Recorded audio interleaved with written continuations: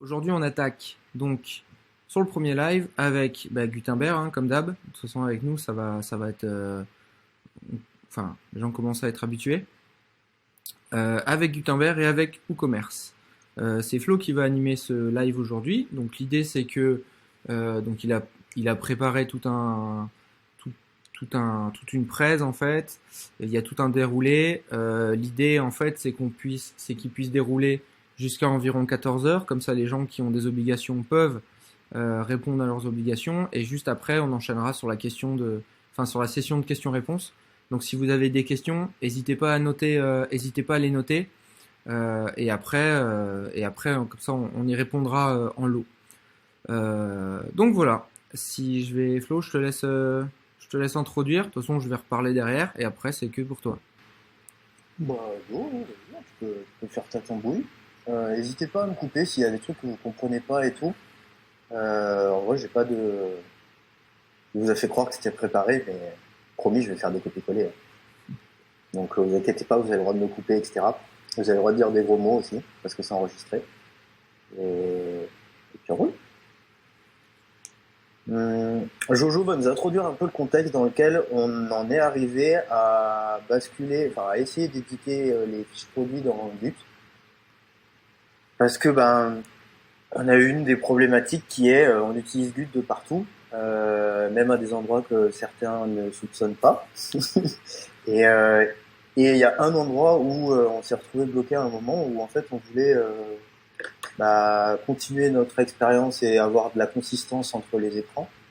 Donc on voulait utiliser Gut pour entre autres éditer nos fiches produits de WooCommerce. Faut que tu mettes la Donc slide. ouais. Donc un des trucs qui nous a frustré au sens où on voyait pas pourquoi WooCommerce ferait l'impasse en tout cas sur Gut ou autre, c'est que on voulait quand même garder le délire de j'édite mon contenu machin sous forme de blocs.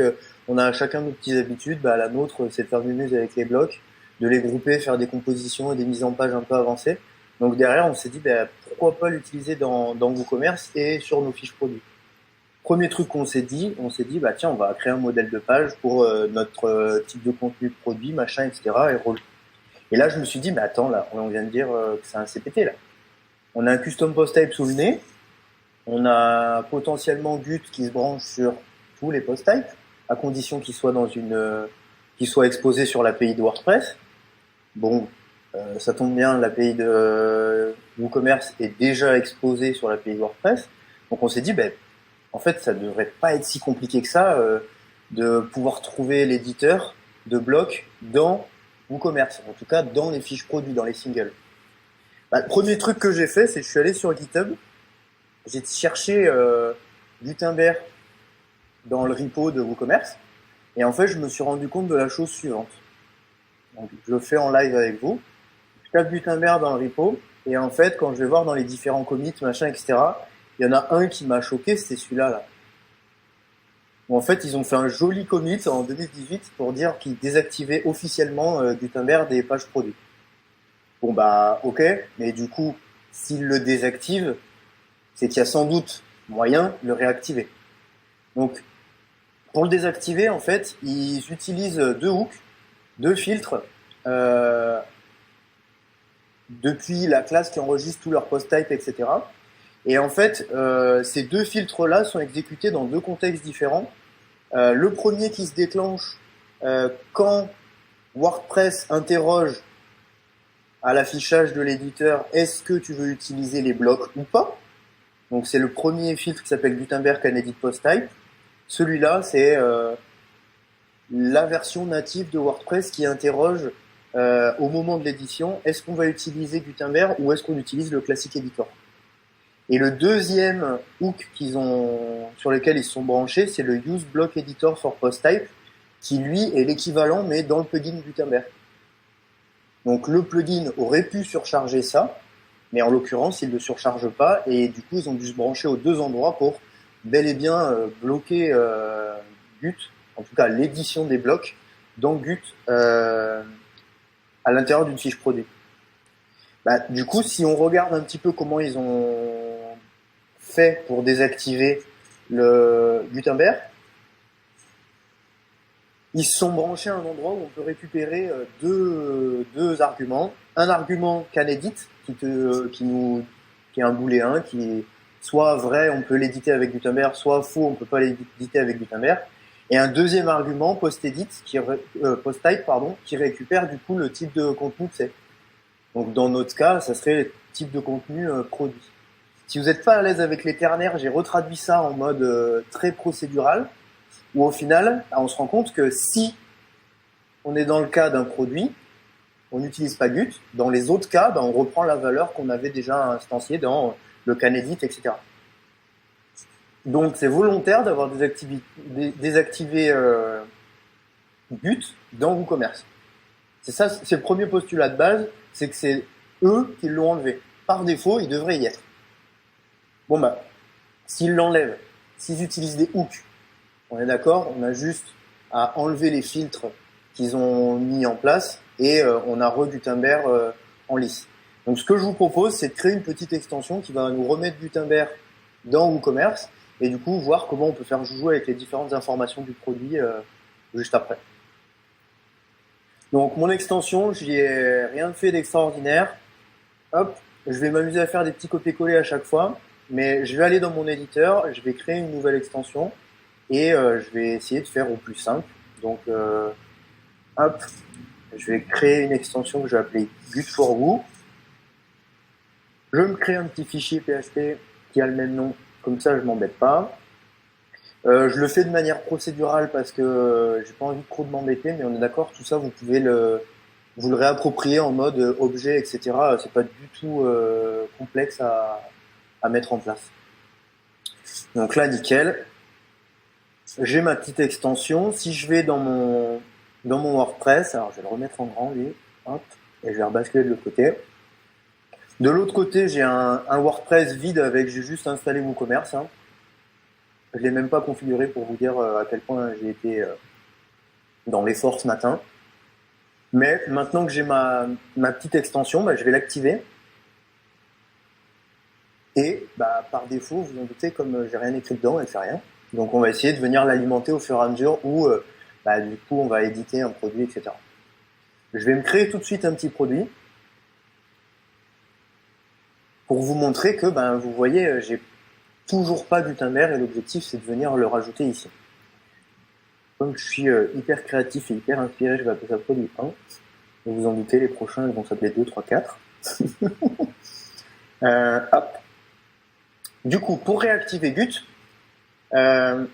au final, quand mon extension va être chargée, je vais pouvoir reprendre les filtres que WooCommerce activait et moi les désactiver.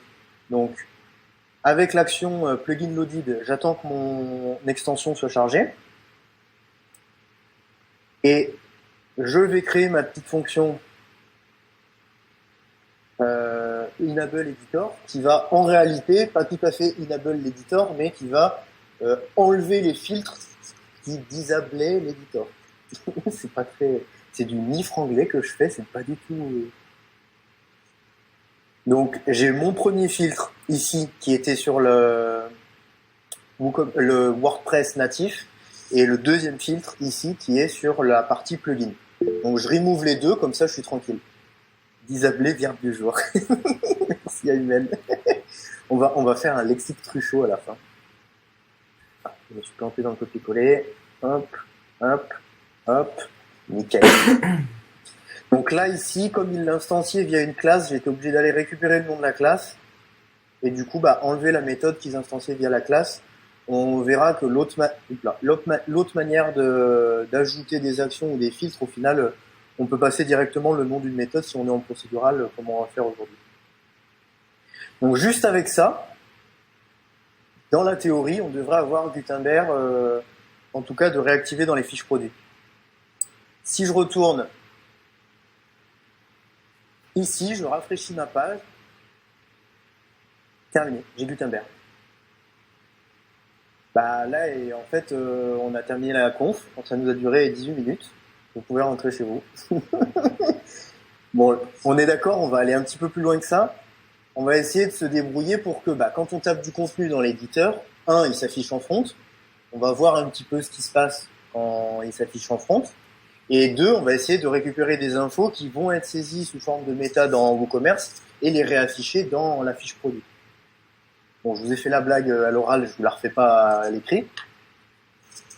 Donc, le but du jeu, ça va être maintenant d'aller modifier le template de page de la fiche produit pour réafficher les différents blocs qu'on va ajouter dans l'éditeur. Donc, si je teste d'écrire des blocs différents, au final, je vais me rendre compte quand je publie mon contenu que ce contenu-là, il se retrouve pas directement ici, mais il va se retrouver dans la description de mon produit. Ça, c'est pas le genre de truc que j'ai envie.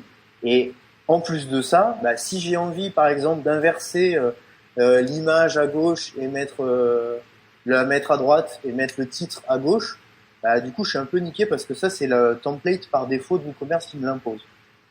Donc, un des trucs que j'ai fait, c'est que je suis allé voir dans les templates de WooCommerce.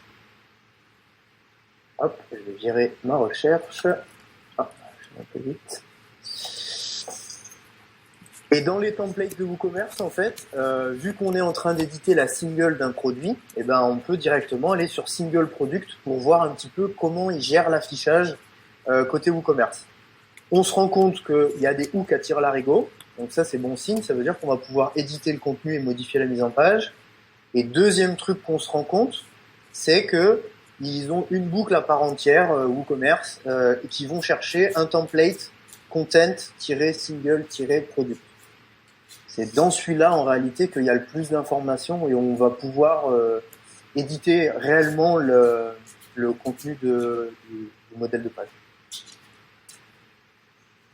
Vous vous en doutez, je suis amoureux des hooks, donc on va essayer de tout ce qu'on peut hooker, le faire avec des hooks, et tout ce qu'on peut pas hooker, le faire en dur. Vous allez voir que en fait, on va pouvoir se passer de faire des choses en dur, parce que dans WooCommerce, il y a tellement de hooks que on n'aura pas besoin d'aller éditer les modèles directement depuis le thème, etc. D'ailleurs, au passage, depuis tout à l'heure, je vous ai toujours pas dit quel thème j'utilisais, mais on s'en fiche complètement parce que ça va être compatible avec tous les thèmes. D'accord ? Premier truc que j'ai envie de faire, c'est d'essayer de supprimer le système d'onglets de WooCommerce avec description, review, etc.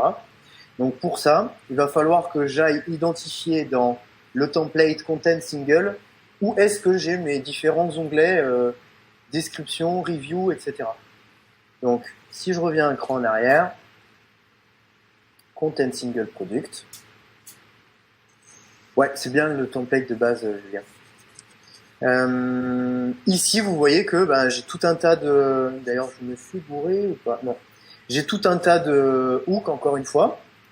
Donc, mis à part deux éléments qui sont en dur, c'est deux divs qui vont pas nous servir à grand-chose. Sinon, tout le reste, c'est hooké sur des do-action différents. Et celui qui nous intéresse, c'est celui-là, où on voit qu'il y a un truc qui s'appelle Output Product Data Tabs. Bon, il y a tabs dedans, j'imagine que ça doit être le système d'anglais. Donc, le filtre WooCommerce Output Product Data Tabs est branché avec la priorité. Donc, vous l'avez directement, vous n'êtes même pas obligé d'aller chercher la doc. C'est ça l'avantage de mettre ça dans les commentaires. Et ils ont branché ces différentes méthodes ici, là, sur la même action qui est WooCommerce After Single Product Summary. Donc, c'est ce que vous retrouvez ici. Je viens enlever l'action qui est branchée sur WooCommerce After Single Product Summary. Et cette action, elle s'appelle comment? WooCommerce Output Product Data Tabs. J'aurais pu me passer de la priorité parce que par défaut, c'est déjà à 10. J'ai l'habitude de le laisser parce que elle est donnée sous forme de doc, donc autant l'utiliser quand on l'a souligné. Au passage, vous voyez que ça, je viens le faire qu'une fois que mon thème est setup, c'est-à-dire que je vais attendre suffisamment longtemps dans le cycle de vie de WordPress qu'il ait initialisé notamment les plugins et les thèmes. Donc hop, si je continue mon petit plugin, au final j'ai qu'une action qui me permet de supprimer les tabs. On va vérifier, je sauvegarde, je réactualise Ah, je me suis déjà perdu dans mes onglets. Hop. Je réactualise en front et vous voyez que j'ai bien réussi à péter mon système d'onglets. Bon, bah c'est cool, sauf que c'était là où il y avait mon contenu de l'éditeur de bloc. Vous allez me dire, t'es un petit peu con là, et au bout d'un moment où ce serait bien quand même de réafficher le contenu. Ben, ce qui nous intéresse, ouais, là on pète tout là. Ce qui nous intéresse, au final, c'est que la description. Donc le système de review, si on le veut, bah, on viendra l'activer sous forme de bloc plus tard. Si on veut réagencer ça sous forme de, je sais pas, de colonne ou image plus review, bah, on va avoir la liberté de le faire, chose qu'on n'avait pas là sous forme d'onglet. C'était figé. Donc, si je continue à chercher mon système d'onglets, depuis la boucle de WooCommerce, normalement vous allez vous retrouver sur un dossier, enfin un fichier en particulier qui s'appelle tabs.php. Ce fichier-là ne fait rien d'autre que reprendre toutes les tabs que WooCommerce connaît.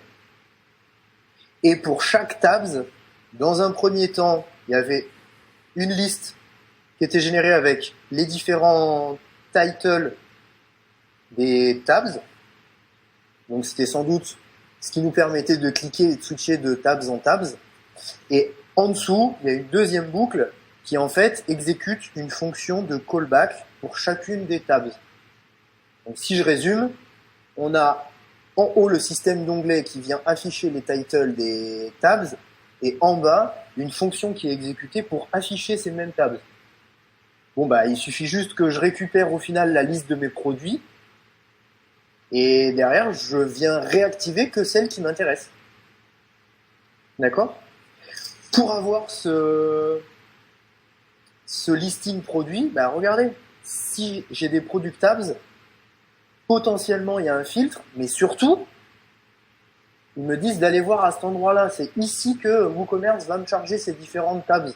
Donc ce que je vais faire, je retourne dans mon éditeur, je vais essayer de chercher une fonction qui s'appellerait WooCommerce Default Product Tabs. Je l'ouvre, et comme par magie, vous voyez qu'il y a bien mon contenu qui est branché sur la tabs qui s'appelait description.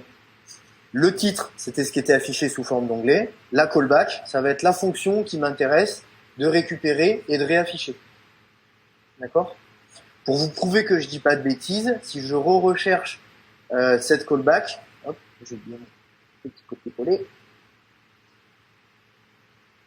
Là, ici, j'ai bien une fonction qui vient appeler un template en particulier pour m'afficher la tabs qui s'appelle description.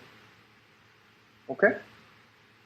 Donc ça, c'est hyper intéressant parce que du coup, si vous avez eu le temps de lire le slide, c'est ce que j'ai fait. J'ai enlevé mon système d'onglets.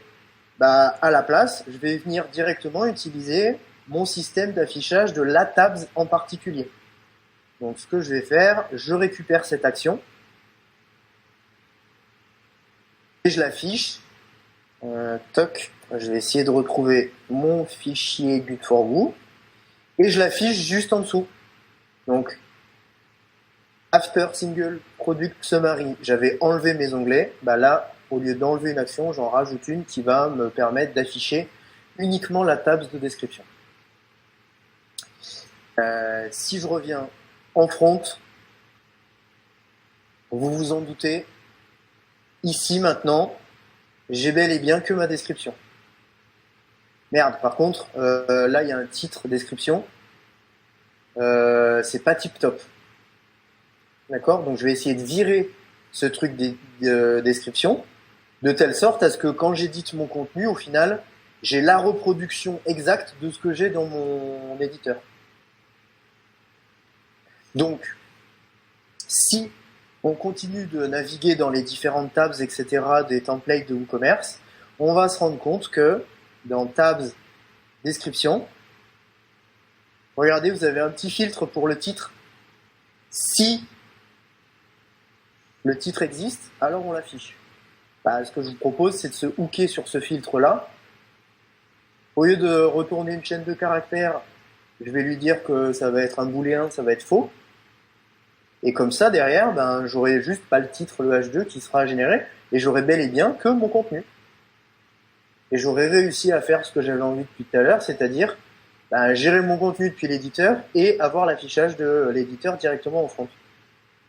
Donc si je reviens dans mon code, ici, j'ai juste à ajouter un filtre sur la description heading, je sais pas quoi, et ce que je vais ajouter, c'est une fonction qui return false. Ceux qui sont à l'aise avec WordPress utilisent peut-être déjà cette notation-là, mais en tout cas, sachez que ça, c'est une fonction mise à disposition par WordPress qui permet uniquement de returner false directement. Donc si je vous le montre, il y a bel et bien une fonction qui s'appelle underscore quelque chose. C'est pas une notation farfelue de PHP ou autre. Et vous voyez bien que cette fonction ne fait que return false. Comme c'est false dans le if, on passe plus.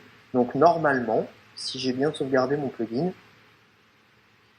on devrait, quand on retourne en front, ne plus avoir le titre description ici. Et j'ai bien directement mon contenu. Par contre, vous voyez que mon coucou, il se balade ici, là. Bon, en réalité, c'est la seule particularité du thème qu'il va falloir qu'on gère, mais on va pas la gérer tout de suite.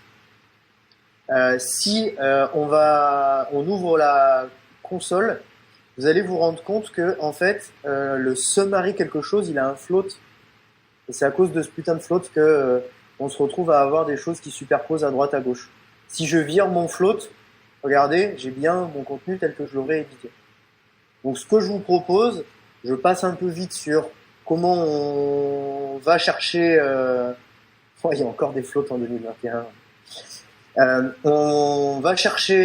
On va pas forcément chercher chacun des éléments chaque hook d'affichage de WooCommerce, mais par contre, je vous donne directement chacune des actions qui permet de tège tout de WooCommerce pour ne garder au final que la description.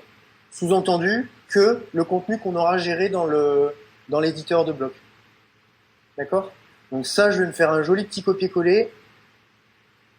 Donc j'ai procédé exactement de la même manière de ce qu'on a fait là, pas pour l'onglet, mais vous pouvez gérer n'importe quel autre affichage de WordPress, les images, le prix, le titre, etc., etc.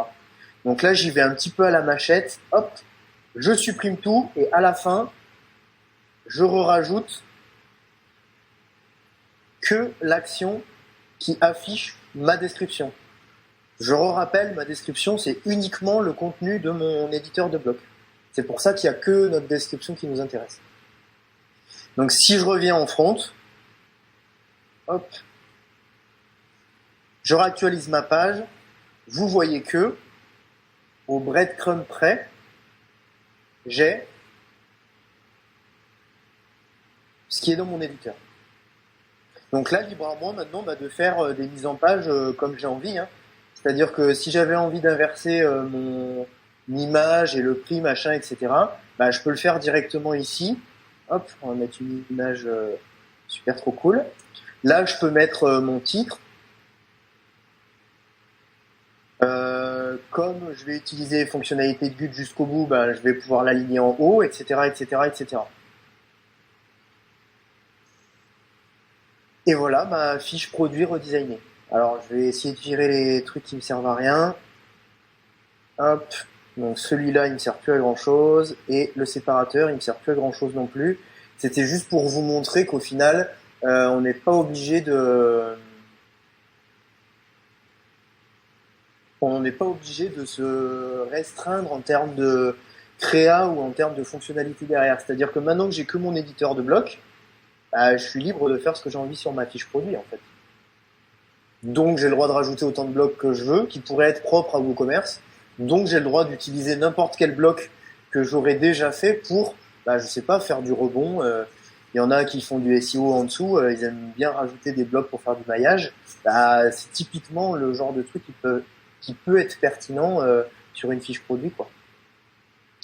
Donc, ce que je vous propose, maintenant qu'on a tout pété, qu'on a tout caché, on n'a plus le produit, on n'a plus de quoi ajouter au panier. On va faire l'exemple de comment on réaffiche le prix. Je vous ferai le deuxième exemple de comment on réaffiche l'ajout au panier. Mais au final, ça va être exactement la même logique pour tous les autres blocs ou templates que WooCommerce mettait à disposition. On va juste s'amuser à directement les reformater sous forme de blocs plutôt que de les avoir en dur dans un template à part entière. Donc on pourra imaginer de faire un bloc pour les reviews, on pourra imaginer de faire un bloc pour les variations, pour ce que vous voulez. Okay, je vais juste me limiter au prix et au bouton d'ajout de panier, comme ça au moins vous avez un exemple de chacun des blocs. Donc j'ai un peu spoilé, j'ai dit qu'on allait faire des blocs Gut, donc autant qu'on s'y attelle tout de suite. Pour faire des blocs Gut, il faut être à l'aise avec React.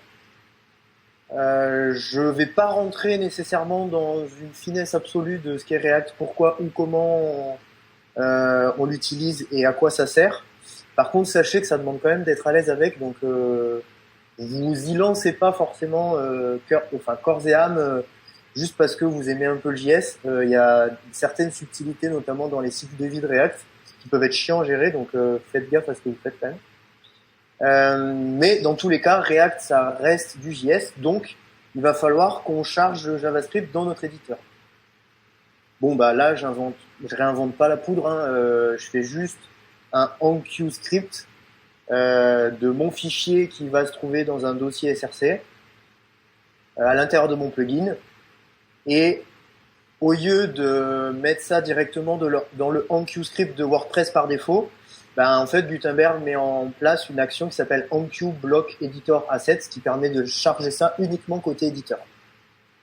Donc, si je copie-colle tout ça, au final, je demande à Gut de charger mon fichier qui va se trouver dans un dossier SRC Gut for WooCommerce. Donc là, il va falloir que j'en crée un nouveau. On va aller se situer dans Gut for Woo. Ok. On crée un nouveau dossier SRC. Et à l'intérieur de ce dossier, on a dit qu'on créait un fichier JS qu'on appelait gut for woo.js. Dans ce fichier-là, pour le moment, je vais faire un bête console log de coucou, hello, vous appelez ça comme vous voulez. D'habitude, dans c'est toto, tata, titi, tonton, cucu. Comme ça, je les ai tous. Et je fais pas d'inclusif ou pas d'inclusif, je les ai tous, comme ça, je suis tranquille. C'est juste pour checker que mon fichier, au final, est bien chargé côté éditeur. D'accord. Pareil, ceux qui sont partisans des points-virgules, point-virgule, j'ai pas d'avis là-dessus. Donc, il y a des fois, j'en oublie, des fois, je les rajoute pour rien. Donc, vous avez le droit de m'insulter de ce côté-là. Je suis pas très rigoureux sur les points-virgules. J'ai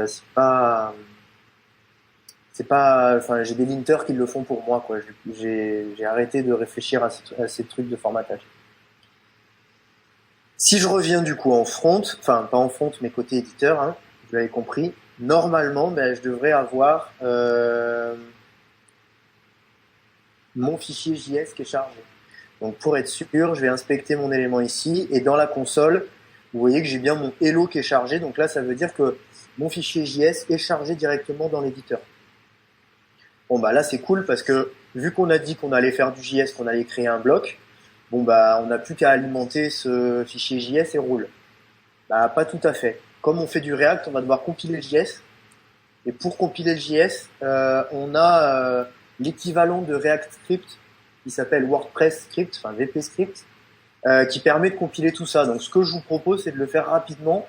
Depuis la console, je vais créer un paquet JSON, peu importe le nom du projet, etc. Je fais ça rapidos npm init-y pour dire -yes en mode ça répond oui à toutes les questions. Et comme ça, toc, je veux juste m'afficher ma petite console. Je sais jamais où c'est. Hop.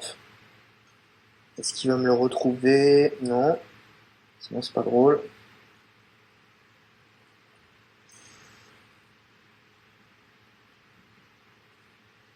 Sinon, Shift et taper terminal dans la recherche. Salut, je viens de tester. C'est vrai. Ah, ça serait tellement beau ça. Regardez. Il faut regarder un peu plus parce que visiblement c'est celui du dessous, bien liens en joué. dessous. Ouais. Alors, je vais couper celui que j'avais fait tourner juste avant. Au final, je vais juste vérifier que je suis bien dans le bon dossier. Je sais pas. Ah ouais, bah alors là, je suis parti dans les links de mon ordi. Je vais me remettre dans mon site, dans VP Compte. Alors, ça doit être dans App, parce que je suis dans Local by Flywheel. Ensuite dans Public, ensuite dans VP Content, ensuite dans Plugin, et ensuite dans Woo for Gut. Si je dis pas de bêtises, c'est l'inverse, Gut for Woo. Ok, donc là, je suis dans mon plugin. Donc, je fais mon npm init-y, vous voyez qu'il m'a généré ici, hop, si je le mets en un peu plus gros, il m'a bel et bien généré un package JSON le plus bateau qui existe. Alors, je vais pas éteindre ma console tout de suite. Je vais juste vous montrer que je dis pas trop de bêtises. Il m'a bien généré un package JSON vide. Enfin, vide. Avec les informations du projet, en tout cas, mais quasi vide. Je vais continuer mon paramétrage pour compiler. Je vais installer du coup VP Script. Donc c'est un package npm à installer. Donc npm install et ce que vous voulez. Je l'ai mis en dépendance de dev avec le -D à la fin. Hop, comme ça, en fait, on l'exécutera que quand on va dev, on fera des npm run start, npm run build, et on aura directement la possibilité de compiler à la volée des blocs. Donc, en fonction de votre connexion, ce sera plus ou moins rapide. En tout cas, on va le laisser s'installer. Une fois que vous l'avez installé, vous avez juste à copier-coller ces trois petites lignes, deux petits scripts à part entière qui sont VP Script Start et VP Script Build, qui vont directement compiler tous les assets qui se situent dans SRC. Donc, par défaut, dans la config de VP Script, en réalité, la CLI va chercher dans le dossier SRC, c'est pour ça que j'ai créé un dossier SRC tout à l'heure. J'ai un peu pris un raccourci, mais sachez qu'il existe des options derrière et vous pouvez vous brancher sur n'importe quel dossier et output ça ou build ça dans n'importe quel autre dossier. Il suffit juste d'aller lire la doc de VP Script, elle est très très bien détaillée et je pense qu'elle sera beaucoup plus exhaustive que ce que je peux vous en dire moi. Donc je copie-colle mes quelques lignes de script. Donc là, en faisant npm run start ou npm run build, dans la théorie, je devrais avoir mes éléments qui vont être build. Bon là, vous voyez que y a des trucs un petit peu bizarres. Il me dit qu'il n'arrive pas à build un truc qui s'appelle index.js. Bah oui, forcément, moi, mon fichier, je l'ai appelé gut4woo. Donc ce que je vous propose, c'est juste de le renommer en index.js, comme ça j'ai pas trop de config à faire et comme ça je garde l'utilisation par défaut de VP Script. Si je relance mon npm run build ou mon npm run start, normalement vous voyez il me passe bien tous les trucs en vert. Et deux choses que vous pouvez vous rendre compte, il vous crée bien un index.js, mais il vous crée aussi un fichier PHP. Ça c'est intéressant. Pourquoi ? Parce que si on va voir dans ce fichier PHP ce qui s'y cache, en réalité, c'est le seul truc qui m'intéresse. Moi, le numéro de version, je suis capable de le générer autrement, mais c'est qu'il est capable de me gérer toutes les dépendances que j'aurais liées à mon JS. Donc, à chaque fois que je vais faire un npm install lié à WordPress, il va être capable de dire « Ah bah ouais, mais en fait, ton package, par exemple WordPress/block, celui qu'on va utiliser tout à l'heure, il va me le rajouter automatiquement dans mes dépendances ici. » Donc, ça veut dire que quand je suis en train d'enqueue mon script ici, au lieu d'aller l'enqueue directement en JS en mode PAM, il n'y a que ça, etc., je vais venir lui passer dans les seconds paramètres les différentes dépendances potentiellement dont il va avoir besoin pour bien fonctionner. Donc, je vous ai fait la version copier-coller juste en dessous. On travaille toujours sur le enqueue script. On travaille maintenant sur le fichier buildé du JavaScript. Et depuis notre index.assets.php, on vient récupérer la clé du tableau qui s'appelait dependencies et version si jamais vous voulez directement avoir accès aux différentes versions que vous avez ici. D'accord ? on a le droit d'attaquer directement ce fichier-là et la clé du tableau parce que notre fichier return un tableau directement. Okay. Donc grâce à ça, j'ai pas changé grand-chose, mais en tout cas, on a la compilation pour pouvoir faire du React derrière. Dernier truc qui nous reste à faire, c'est créer notre premier bloc et voir comment on peut se débrouiller pour, par exemple, afficher le prix du produit. Donc pour ça, j'ai utilisé du coup le @WordPress bloc. C'est une dépendance qui va nous permettre d'enregistrer un nouveau bloc. Donc je fais un joli copier-coller des familles. À chaque fois, j'ai essayé de vous mettre le lien vers la doc à gauche, qui est la doc officielle machin que j'ai suivi, pour pas vous faire de faux bons et que si jamais j'ai pas été assez exhaustif, au moins que vous ayez quelque chose sur quoi retomber plus tard, quoi. Et dans mon index.js, quand je fais copier-coller, regardez, je fais rien d'autre que register mon bloc. Je lui donne un nom. Donc, tout ce qu'il y a avant le slash, c'est un équivalent du namespace en PHP. Ça sera très souvent le nom de votre plugin ou le nom de votre thème ou autre. Et ensuite, on donne un nom à notre bloc. Une fois qu'on a donné un nom à notre bloc, on va lui donner un titre, ça va être celui qui va être affiché dans la bibliothèque des blocs. Une description qui va être affichée quand on sélectionne ce bloc en particulier dans l'éditeur. Une catégorie pour savoir où c'est que vous voulez le ranger. Et 2 fonctions.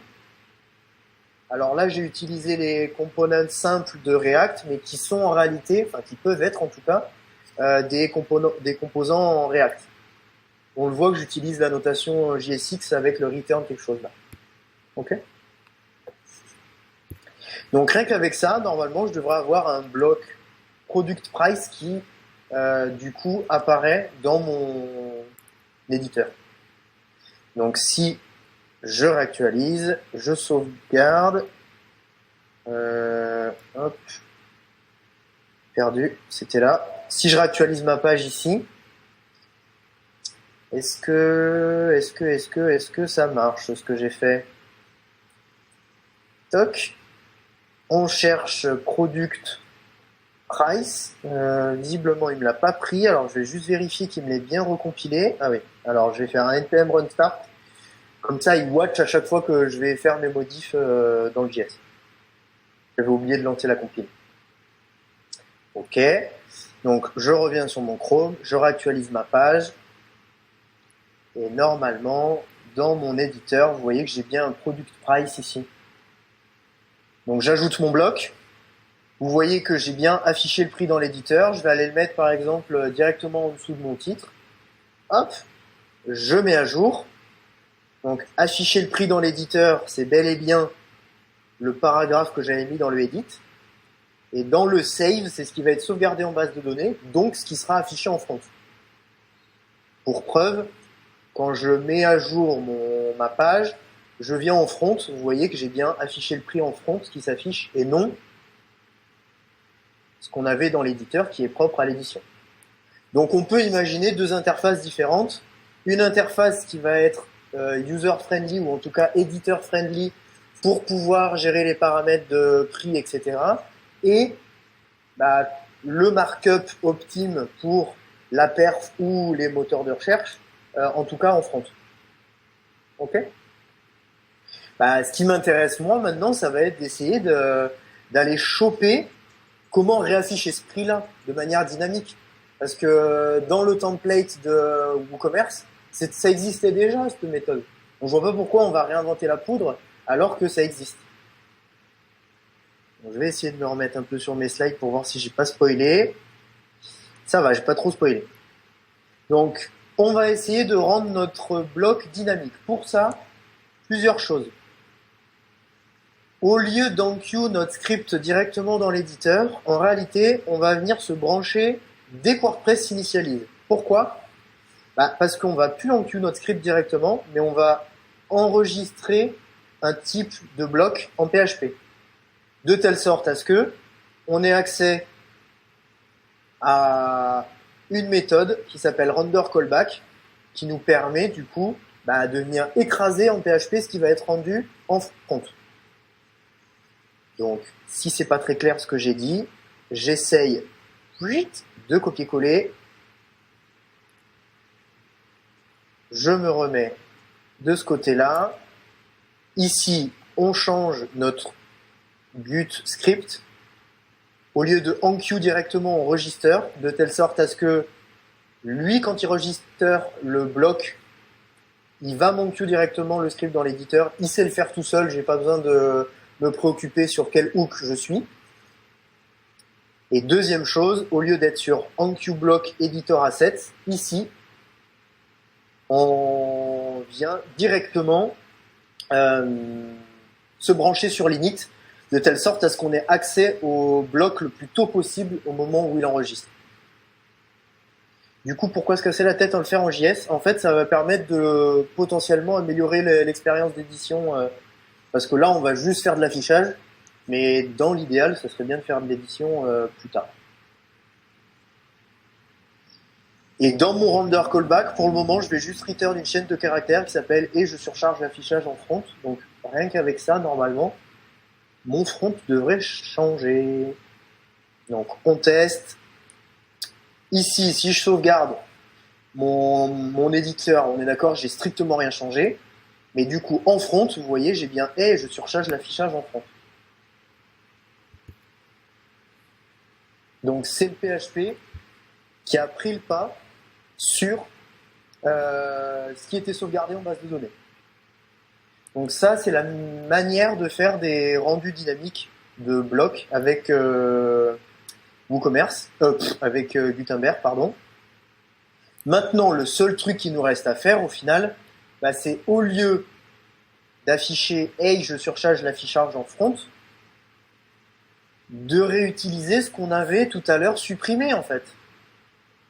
On avait supprimé une action qui nous permettait d'afficher le prix. Je vais récupérer cette action, je vais récupérer cette fonction en particulier, et je vais venir l'afficher. Au même titre qu'on avait la description qui appelait un template directement, en fait, tous les WooCommerce _ template quelque chose, ils viennent afficher directement le template qu'ils appellent. C'est-à-dire qu'au final, ils échoent une chaîne de caractères. Nous, ça nous arrange pas forcément parce qu'on a besoin de retourner une chaîne de caractères. On ne veut pas l'afficher tout de suite. Donc, on va être obligé de le stocker dans un buffer en PHP. Alors, je l'ai fait avec OBStart machin, il y a moyen de le faire autrement, peu importe. Mais en tout cas, j'ai fait la manière la plus simple où je récupère dans une variable content le contenu de ce que j'aurais mis entre OBStart et OBGetContent. Ok ? Donc, dans ma fonction, au lieu d'afficher une chaîne de caractères en statique, cette fois-ci, je vais rappeler la méthode que WooCommerce appelait pour afficher son prix. Gros avantage, c'est que je ne connais pas quelle typologie de produit j'ai. J'affiche directement le bon bouton, j'affiche directement les bonnes notions de prix, etc., que ce soit des produits variables ou pas, qu'il y ait des réductions ou pas. C'est cette méthode-là qui s'occupe de faire le bon affichage. Donc moi, je m'en fiche, au final, de gérer l'affichage. Si je réactualise ma page, vous vous en doutez, ici en front, du coup, je vais me retrouver à avoir un prix, à condition que j'en ai mis un dans mon produit. Donc, ce que je vais faire, c'est ajouter un prix dans mon produit. Je vais tester tout de suite s'il gère ou pas les réductions. Je mets à jour mon produit, je retourne en front, et vous voyez que j'ai directement mon affichage de produit en front de manière dynamique. Au passage, comme j'ai pas touché au markup ni quoi que ce soit, c'est le markup de WooCommerce qui est généré. Ça veut dire qu'en CSS, si vous avez déjà industrialisé le style de WooCommerce, en fait, vous avez juste bloquifié. Ça fera un deuxième verbe pour Aymen. Vous avez juste bloquifié le fait que vous pouvez réutiliser des bouts de template de WooCommerce que vous avez déjà industrialisés. D'accord ? Dernier truc qui nous intéresse, en tout cas qui vous intéresse peut-être, ça va être d'afficher au final Ben, ici, au lieu de afficher le prix dans l'éditeur, j'aimerais afficher réellement le prix dans l'éditeur. Ça serait quand même plutôt intéressant. J'ai réussi à le faire côté serveur. Bah, en fait, je vais peut-être vous faire découvrir un bloc qui permet d'afficher directement des rendus serveurs. Donc ce bloc-là, enfin ce composant React, n'est rien d'autre que le server side render. Donc c'est un composant React qui est encore une fois dans une lib. Donc je vais installer cette lib. Hop, un petit coup de npm install. Je coupe ma compile. npm install ma lib. Et ensuite, bah, au moment où j'étais dans la partie édition, bah, je viens remplacer mon paragraphe quelque chose par cette fois-ci mon composant. Et on va voir un petit peu comment il fonctionne. Donc je reviens dans le JS. Et mon composant fonctionne de telle manière que dans l'attribut bloc, je donne le nom de mon bloc. Donc c'est celui qui est juste au-dessus. Hein. Et il va s'occuper, si il est généré côté serveur, d'aller récupérer du coup l'affichage côté serveur. Donc maintenant que j'ai fini d'installer ma lib, je vais pouvoir l'importer. Donc là on est sur serveur, je me suis trompé, serveur side-render. Et du coup mon composant s'appelle server side render. Nickel, je vais recompiler npm run start au bloc de telle sorte à ce que maintenant dans l'affichage de Gut, normalement il devrait m'afficher directement le prix au lieu de m'afficher mon paragraphe avec je sais plus quelle connerie j'avais écrit à l'intérieur. Si je réactualise ma page, terminé, bonsoir. On est d'accord. On n'a rien fait d'autre que, au final, gérer l'affichage en PHP une bonne fois pour toutes et gérer l'affichage côté éditeur en réutilisant ce qu'on avait déjà au final codé. Il me reste 4 minutes. Ce que je vous propose, c'est de faire exactement la même chose mais pour le panier et vous allez voir quelques effets de bord. Du coup, les fonctions de gestion de blocs en JS ne servent plus à rien. Ouais. Elles servent au moins à réafficher la data côté éditeur. Donc, si je veux afficher un nouveau bloc que je vais appeler add to cart. Add to cart. Hop. On s'en fiche de la description. Je vais l'appeler add to cart ici. Je vais faire exactement la même logique. Je vais appeler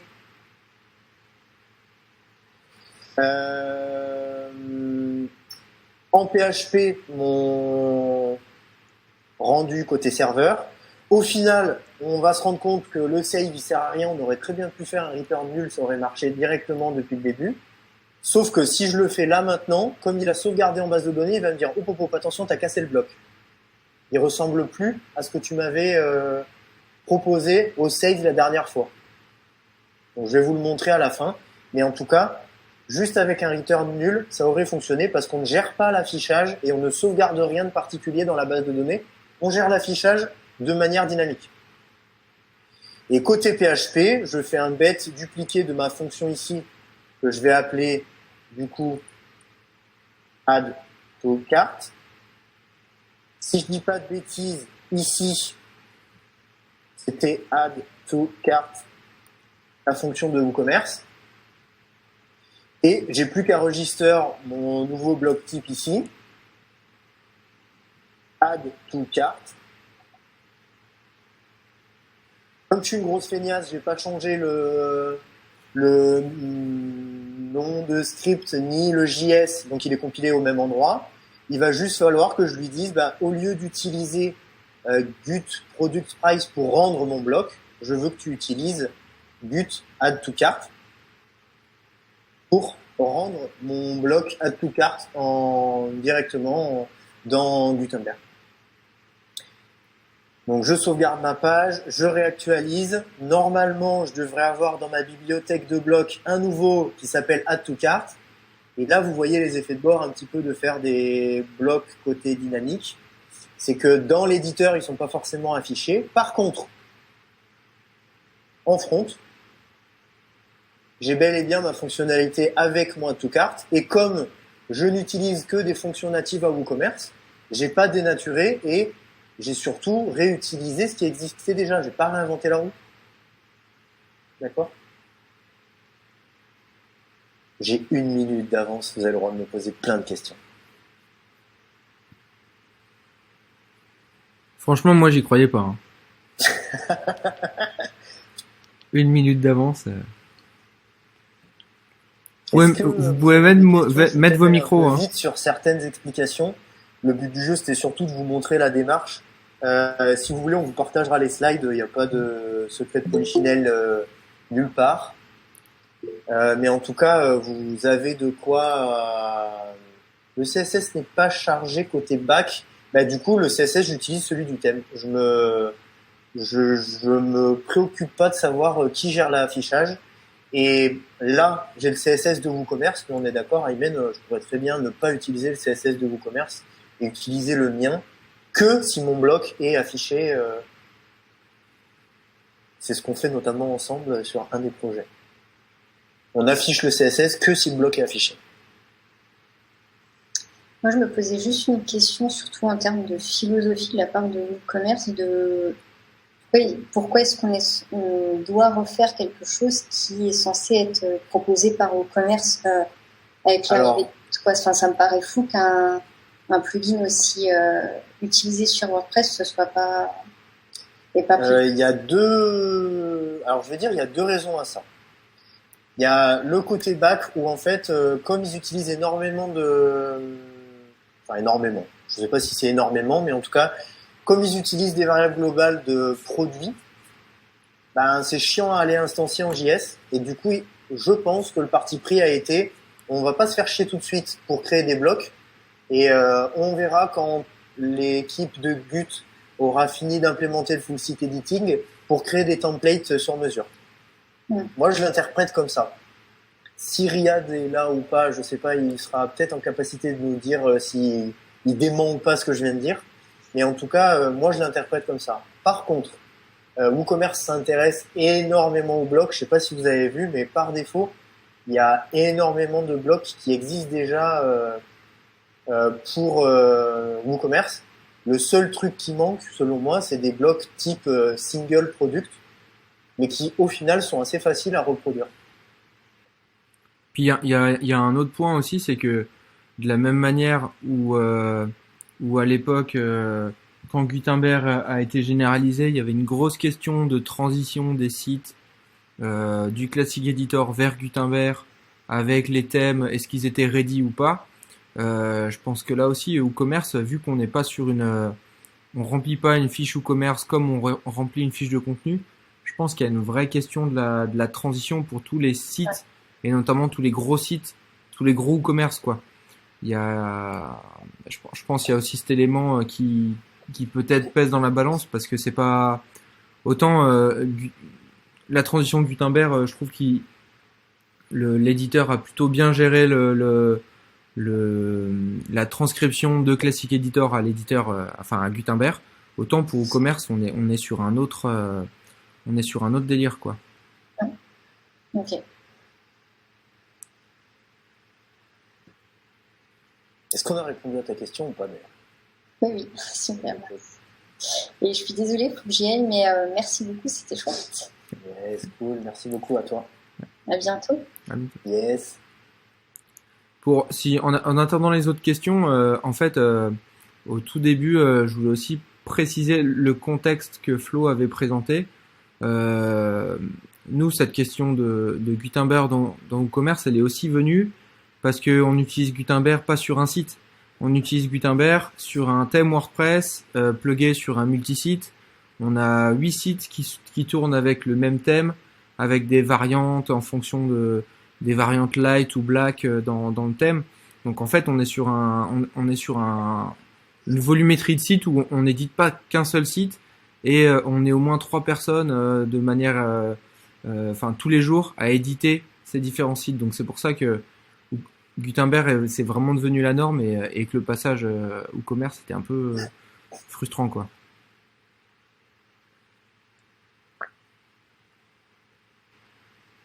Est-ce que vous avez des questions ou pas? Du coup, moi, j'en avais noté au fur et à mesure, mais je les ai mis dans l'encart question. Ah, alors tu fais bien. Je l'ai pas ouvert. Pour l'affichage du prix, on a vu qu'il fallait passer un PHP pour récupérer les fonctions de WooCommerce.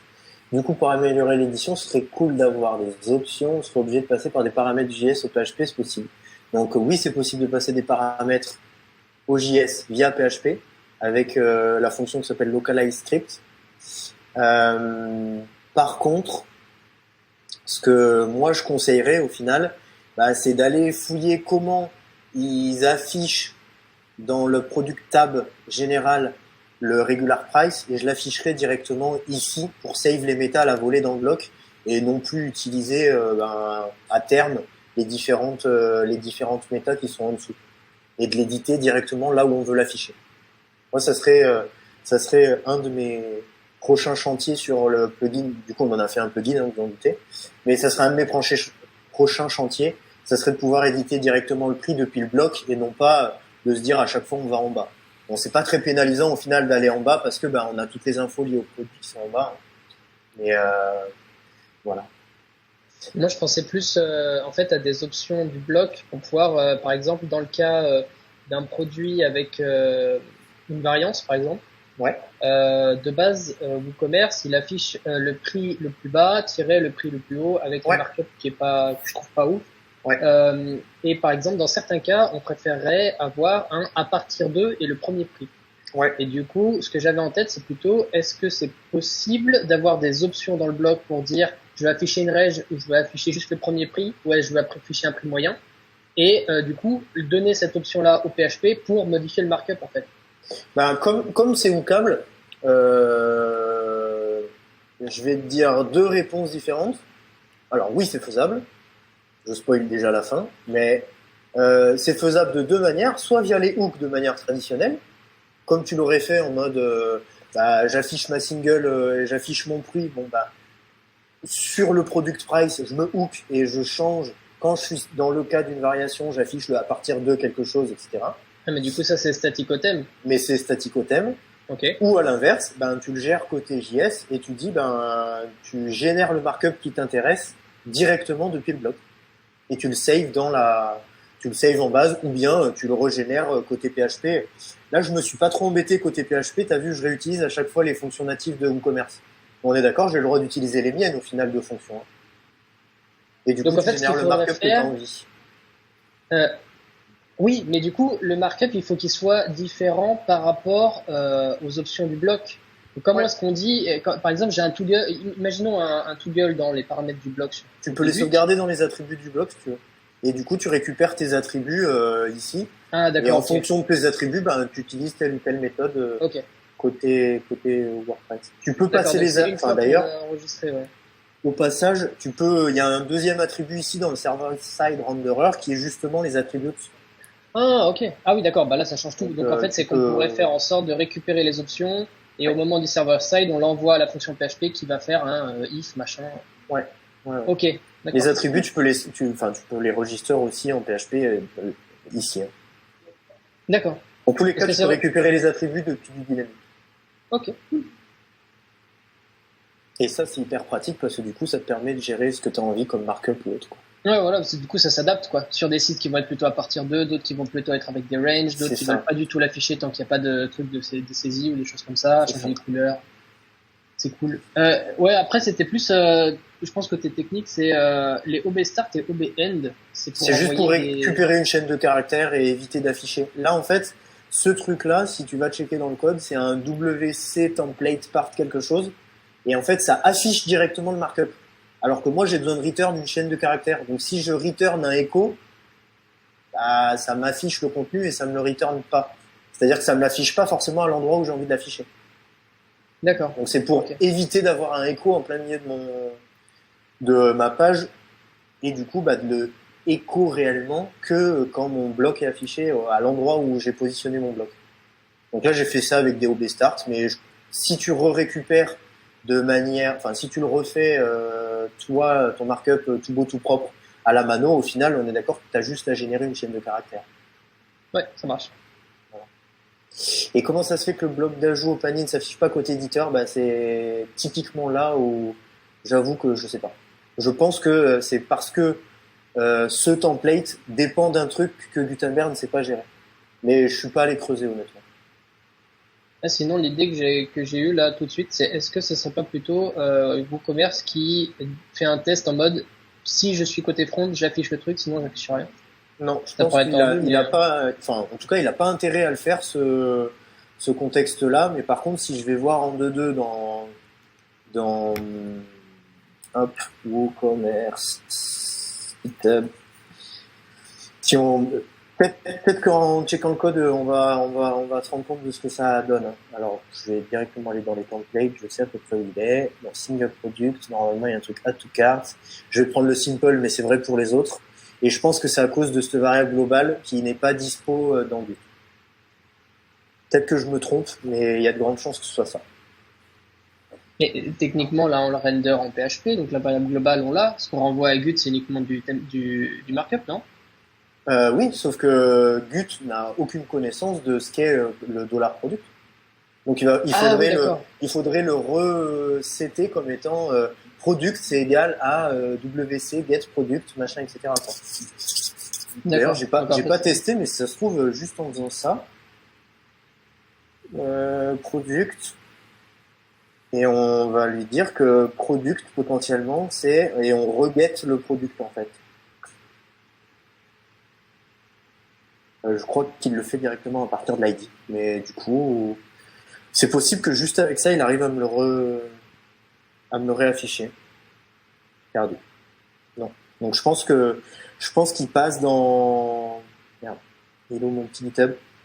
Je pense qu'il passe là-dedans, le is in stock, il n'existe pas, ou un truc comme ça.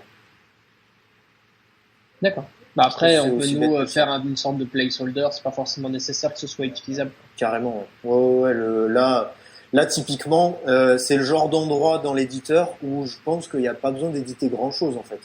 Si ce n'est, à la rigueur, le texte qui est affiché dans le bouton ajouter au panier, mais c'est un des seuls trucs que je vois d'éditable, parce que le lien ajouté au panier, il faut qu'il reste dynamique, sinon, bah, tu perds la fonctionnalité de Gut. Et le input qui te permet d'ajouter plusieurs éléments au panier, bah, pareil, c'est natif, donc, je vois pas pourquoi tu aurais à l'éditer. Ok, ça marche, merci. Voilà. Est-ce que j'ai répondu à ma promesse de pouvoir éditer mes fiches produits avec WooCommerce, enfin avec Gut, dans WooCommerce? Alors, franchement, si on avait eu ça un mois avant, j'aurais fait sur le dernier projet de WooCommerce, vraiment. Tu veux dire à tout hasard un projet où on parle de chocolat? On donne pas les noms, mais ça me fait penser.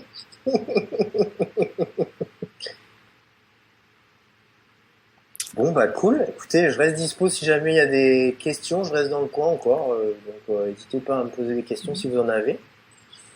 Et sinon, dans tous les cas, on vous partagera les slides directement sur vos différents emails avec lesquels vous êtes inscrits. Ouais, je mettrai à jour l'événement, je mettrai à jour l'événement Meet. Et comme il y a une mise à jour, vous pourrez retrouver l'URL de la slide dedans. Carrément. Au top. Top. Ok. Et ben, du coup, merci à tous d'avoir suivi ce premier live. Si vous avez des feedbacks à froid, n'hésitez pas à nous les transmettre. Et puis éventuellement, si vous avez des idées de thématiques que vous voudriez bien voir explorer, pareil, on est open aux suggestions. On a 2-3 hacks comme ça en tête, notamment comment éditer des emails dans Gut, comment on a réussi quand même à détourner Gut de manière un peu fine. Donc n'hésitez pas à nous challenger sur des trucs qui vous paraissent pas faisables, on aime bien. Des pages profil des pages profil entièrement en Gut. Page profil déjà fait, on a même mis Gut dans les termes, enfin dans les descriptions il y en a qui s'amusaient à mettre le classique editor dans la description des termes. Bah nous on a mis Gut, c'est beaucoup plus simple à gérer du coup. Et entre autres pour le SEO, du coup, on fait plus la distinction de qui est une page, qui est un terme, qui est un machin. On utilise Gut partout. Ouais, c'est ce que j'allais dire. Il y avait, on l'a fait parce que sur certains projets, il y avait un vrai intérêt SEO à exploiter les termes en tant que page liées automatiquement à des articles. Donc ouais. En fait, vous êtes presque, enfin, vous êtes en full site editing Gutenberg finalement, mais manuellement quoi. Ouais, il y a les endroits où Gut était pas dispo, on l'a mis en fait. Après, le full site editing va plus loin que ça, mais en tout cas, là où il manque Gut, on l'a rajouté. Là, aujourd'hui, en dur dans le thème, on va dire. Dans le thème, on ne gère plus que, il me semble, le header, la navigation et le footer. Ouais. Ah ouais, donc tout ce qui est page catégorie et tout. Alors typiquement, je serais curieux de voir comment est-ce que vous gérez les catégories, les pages de taxonomie en Gutenberg du coup. Bah, ça peut faire l'objet d'une conf. En vrai, il suffit juste de réutiliser. Tu prends le React suffisant pour générer l'éditeur, par exemple, pour éditer une page, et en fait, tu le remets à la place de du texte area pour éditer la description du terme, et normalement, tu as une bonne piste pour pouvoir faire du Gut dans les termes, enfin, dans les descriptions. Ah ouais, d'accord, ok. Donc en fait, finalement, on récupère la description qu'on hack pour pouvoir en faire la génération de la page. C'est ça. Ah oui, d'accord, ok. Parce que moi, le hack que j'avais trouvé, et je m'en servais notamment pour gérer la page 404, le hack que j'avais trouvé, c'était que le template 404, c'était un template name. Ouais. Donc en fait, le propre fichier template 404, c'était aussi un modèle de page. Et en fait, du coup, je créais une page associée à ce modèle-là pour pouvoir avoir la gestion de page complète. Et du coup, la page utile devenait une vraie page. Quand il y avait pas de vraie page dans la base, du coup, j'avais le template de base. Et quand j'avais une page, ça venait override les données. Ouais, c'est malin. J'aime bien. Après, ce qui est particulier sur les terms, et là, peut-être qu'Aymen pourra compléter, c'est que vu que sur le terme, on peut avoir du contenu et de toute façon, on aura un listing d'articles. Il y a la question de la pagination.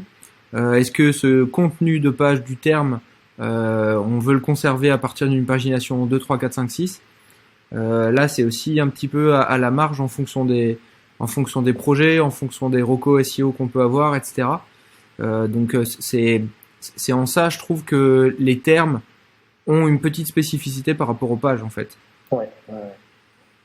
Ça faudrait pouvoir gérer. En fait, faudrait pouvoir réussir à décaler toutes les options qu'on a quand on crée des catégories et des termes. Je me rappelle plus le nom des étiquettes. Pour réussir à pouvoir le décaler dans les options d'édition de la page, en fait. Du coup, c'est ça. Ouais, c'est ça. Il y a ça et potentiellement, si tu veux contenu, ta boucle contenu, ça veut dire que tu es obligé de faire un bloc qui te gère la boucle, en fait. C'est surtout cette partie-là qui est un peu chiante. Tous les articles, quoi. Enfin, tous les produits, finalement.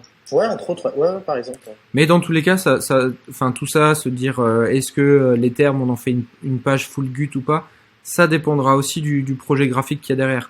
Si tu as une maquette hyper simple, il faut aussi voir si c'est pas overkill de tout Gutenbergiser. Gutenbergiser, on va le mettre dans le lexique. Voilà, c'est ça, à foison. c'est sur les termes notamment.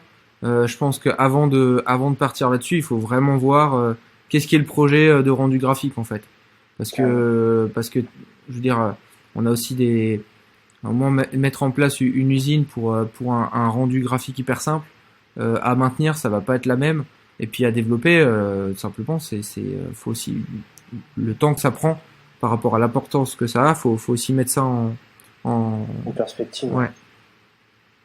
Il y a peut-être un truc que j'ai pas compris, c'est que quand on parle de maquette hyper simple, même si c'est quelque chose de très simple, l'avantage du Gutenberg, c'est que si demain on veut pouvoir le changer, on gagne du temps. En fait, l'idée, c'est surtout de se dire, si demain tu me dis que ta page de catégorie ou de terme, par exemple, c'est il y a un H1 pour le nom de la catégorie, il y a un texte et en dessous il y a juste un listing d'articles, en fait ça je trouve ça hyper simple. Du coup c'est presque overkill de se lancer dans un branchement Gutenberg sur les termes à droite à gauche, dans un taf de ouf, alors que ça se trouve tes descriptions de termes vont jamais changer. et que ces pages-là restent d'une simplicité en termes de maquette hyper forte, quoi. Donc le vrai calcul, c'est qu'est-ce que Gutenberg peut t'apporter par rapport à la fréquence à laquelle tu vas avoir besoin d'éditer tes pages. C'est vraiment ça, c'est vraiment ça l'idée. Gutenberg, en fait, il va être génial à partir du moment où tu édites souvent tes pages. Si tu as une page de catégorie où tu as une description que tu vas pas changer pendant 3 ans et que tu as simplement un H1, un P avec la description et en dessous un listing d'articles, là, pour le coup, c'est overkill de se lancer dans un truc comme ça, quoi. Fais-le comme on le faisait jusqu'à maintenant, quoi. Donc il y a vraiment ce truc-là à mettre en perspective. À quelle fréquence est-ce que je vais éditer ces contenus des pages de termes? Si la fréquence est super basse, garde l'interface classique. En vrai, voilà. Et du coup, le full site editing, ce sera géré comme ça ou pas? Parce que du coup, j'entends beaucoup parler. Ça va plus loin. Le FSE, tu peux générer des templates sans piper une seule ligne de code en PHP. Donc là, tu vas créer directement tes mises en page dans WordPress. Tu vas directement créer tes mises en page en mode drag and drop, quoi. Donc là, tu pourras gérer directement des headers communs à plusieurs modèles de pages. Tu peux assimiler ça un petit peu à des blocs réutilisables. Le header, au final, c'est rien d'autre qu'un bloc réutilisable. Le footer, c'est rien d'autre qu'un espèce de bloc réutilisable aussi. Et du coup, avec ces deux blocs réutilisables, header, footer, qui sont un peu particuliers, là, tu vas pouvoir composer des mises en page différentes. Mais ça pour le coup, ça fera l'objet d'un live spécifique, quoi. Ouais, je pense qu'on ça peut être méga itération. Ouais, parce que il y a du FSE sans savoir coder. Ce sera peut-être Jojo qui le fera, ce live. Non, parce que ça entre en résonance avec des problématiques d'édition de contenu, des problématiques de marketing, etc., etc. Il y a beaucoup de choses qui sont explorées, donc ça sera un contenu à part. Ok, cool. Ok. Pas d'autres questions? Merci à vous, en tout cas. Vous avez été bien studieux.